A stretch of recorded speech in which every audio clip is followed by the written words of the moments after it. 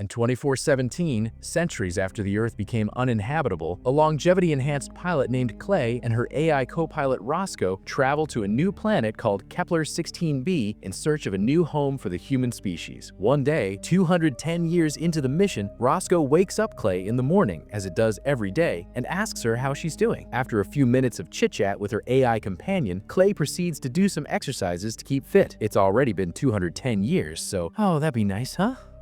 Then Clay spends the morning doing some repairs and by midday asks Roscoe to make her lunch. What's for lunch? While eating lunch, Clay wishes to find something to occupy her mind with and starts asking Roscoe detailed technical questions on the systems of the spaceship until it assures her that everything is closely monitored 24/7. Moments later, Clay lightly inspects the plants around the room and wonders if they're getting enough water. Roscoe runs a quick test and after assuring Clay that the soil water content is within range, later, after noticing some fluctuation in oxygen levels, hoping not to alarm the pilot, Roscoe casually informs Clay that there's a minimal decrease in the oxygen produced in the green room and asks her to check on the plants. Clay follows the suggestion, checks on the palms, and is quite shocked to find a diseased plant. Confused by such a discovery in the highly regulated environment and hoping to get ahead of it before it spreads to the rest, Clay prepares to disinfect the greenhouse and study the infected specimen. However, Roscoe has a hard time comprehending how a contaminant entered the greenhouse, and instead of helping with Clay's plan, takes some time trying to figure out how such an incident can happen in a sealed spaceship. Clay spends the rest of the afternoon collecting all of the contaminated plants, ends up losing 4.5% of the oxygen-producing palms, and becomes stressed out. Seeing this and sympathizing with the situation, Roscoe tries to calm Clay down because it already had 1,000,000 degrees. Later, as Roscoe and Clay discuss the situation, Roscoe explains that if the pattern continues and the loss accumulates to more than 6%, their mission will automatically fail. Still confused about how a pathogen sneak through the closed system and cause an infection, Roscoe adds that anything more than 6% will endanger all of the embryos on board. Desperate not to fail humanity and render it extinct, Clay pushes this fact aside and after learning that the infection was caused by a virus, focuses all of her energy on developing an antivirus. Later, Clay frantically goes around the green room, disinfecting every inch of it while chatting with Roscoe, and decides to turn off all of the non-essential electrical units to save on oxygen consumption, even if marginally. I understand it from a mechanical standpoint. Can you turn off all the non-essential electrical units? Turn them all off. I'm fine in the dark. Then, moments later, Clay gets the good news she's been waiting for and learns that Roscoe has finally found the right formula for the antivirus. Then, Clay oversees Roscoe as it develops the antivirus, desperately hoping that it will put a stop to the rapid infection, and sprays it all over the palms. However, later, Roscoe runs some more tests and informs Clay that despite being especially tailored to the infection, the medicine has failed miserably. Having a hard time navigating the unprecedented ordeal, both Clay and Roscoe panic for fear of further decline in oxygen levels inside the spaceship, which will soon start to affect critical systems and the embryos on board. Feeling the tremendous weight of the challenge, Clay shuts down Roscoe for a few hours to quietly evaluate the situation and weigh potential options. Later, Clay cites that the only sure way to kill the virus is to get rid of the host and suggests that they should destroy all the palms and plant a fresh batch. However, despite sensing the pilot's urgency, Roscoe moves against this idea by remarking that they can use the diseased animals to develop a resistant strain of palms. Then, Roscoe takes a moment to consider the suggestion further and explains that if they do go ahead with that idea, there won't be enough oxygen for 2 years while the new batch grows in, and that it would take the entire journey to reach the proper oxygen levels to host the future babies. Once again feeling cornered, Clay decides to minimize oxygen usage aboard the spaceship and asks which systems use it the most. However, Clay is dismayed to face the hard truth that as the only organic systems, she and the embryos use 98% of the oxygen produced by the plants. With panic setting in Clay's heart, she states that it's fair to assume that she uses more oxygen than the embryos and wonders if killing herself will make the mission easier. As Roscoe reacts violently to this suggestion, Clay tries to remain logical and explains that without her, the mission can maintain its course easily, and reminds Roscoe that once the spaceship reaches Kepler, the labor can be automated and Roscoe can incubate the stem cells and raise the kids.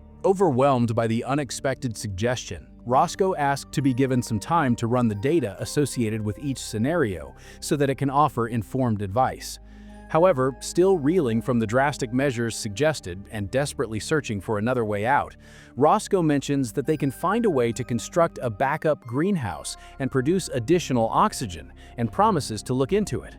Later, as Klee does some research to come up with the best solution for the significant problem at hand, Roscoe announces that after running all of the data and simulations at its disposal, it has decided that the best solution is to use its mainframe to plant the algae on board, and ignoring Klee's hesitation, explains that since the mainframe can directly feed oxygen to the life support system, it's best suited for the task.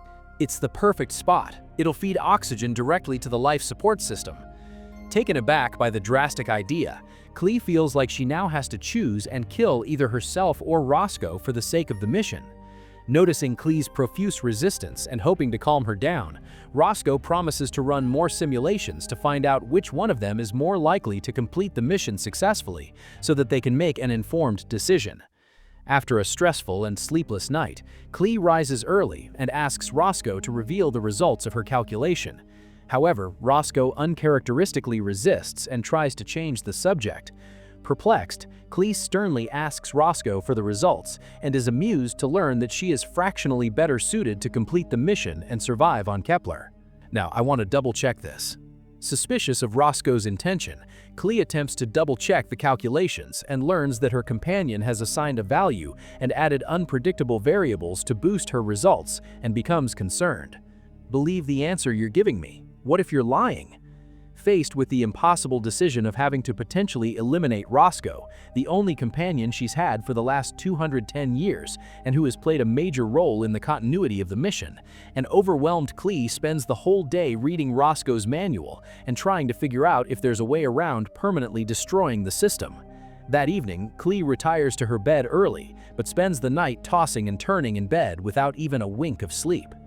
The next morning, Klee once again rises early, and after reminding herself that she has to make the difficult decision for the greater good, heads to Roscoe's sophisticated mainframe. Hey, I couldn't even if I wanted to."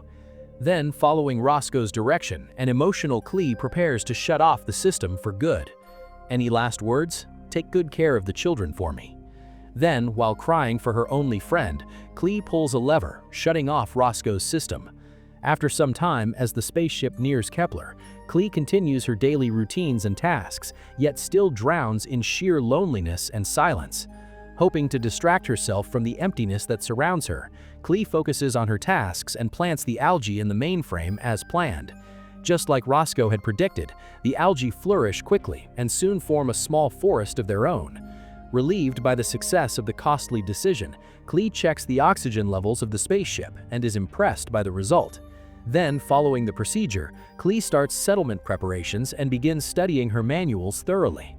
After some time, Klee makes the necessary preparations to birth the embryos in an artificial womb, cautiously proceeds with the procedure, and anxiously waits for some good news. However, later she's disappointed to see that all her attempts have failed miserably.